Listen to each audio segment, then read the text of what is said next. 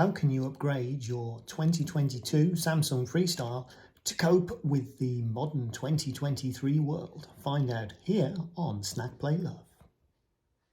So, all joking aside, we have had the Samsung Freestyle for about a year now, just over, and I've ended up using it a lot more than I thought I would.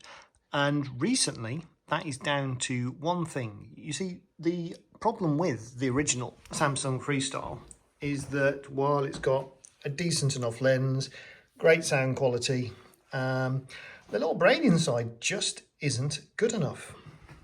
The eagle-eyed amongst you will have spotted that I have attached a Apple TV 4K Wi-Fi, blah, blah, blah.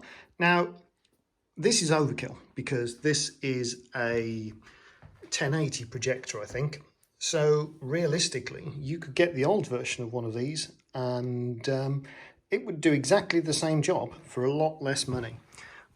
I ended up getting one as part of a phone contract when I thought they were subscribing me to the Apple TV service, not the Apple TV box.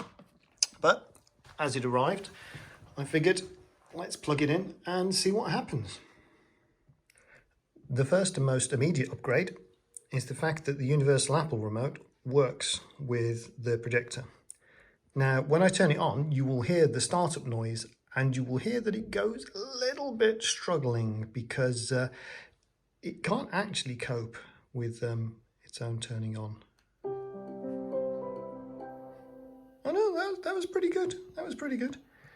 Usually when you're turning it on, having not had it on for a little while, it will take a second or two to warm up. And usually it doesn't come straight onto the screen. The reason it has come straight onto the screen is that all of the processing is being done by the Apple TV. And as you'll see from our previous videos, that means that you don't get any of the lag, any of the jittering, or any of the problems that other people have said for the reviews. Of course, we can also upgrade the screen brightness by having blackout blinds, but we've seen this technology before. We had this in 2022 as well. At which point you end up with a decently bright screen, even though the door to the kitchen's wide open, the door to the other room is also wide open. So that's more than enough to watch it on. It's a bit squiffy at the top. To get it to a 3-meter screen, which is larger than advertised, you have to turn the autofocus off, which means that you can have it more than 2 meters away from the wall. This is good because it means you've got a nice big screen. There's really no degradation in quality compared to the smaller screens. I wonder if Apple will tell me off for playing this. Probably not. But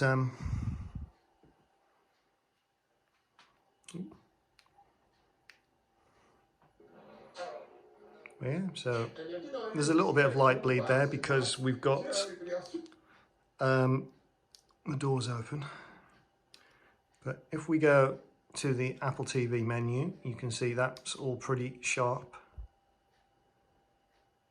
And it's fairly bright as well.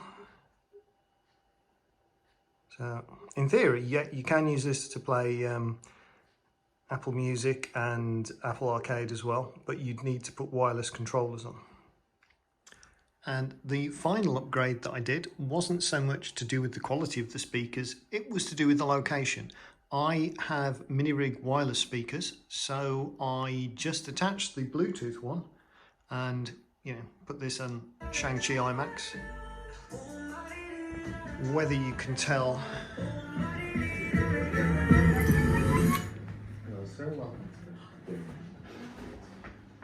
I'm trying.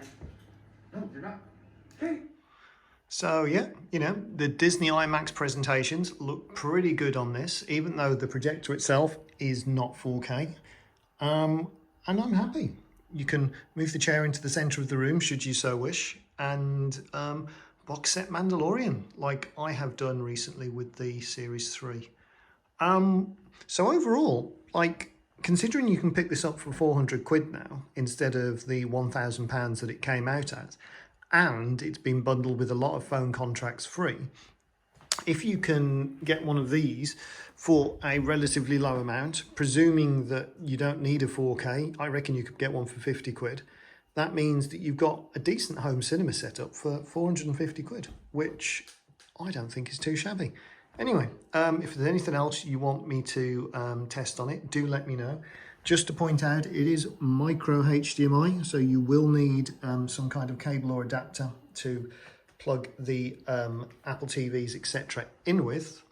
Otherwise, thank you for watching and goodbye. Hey, you back here. Give me the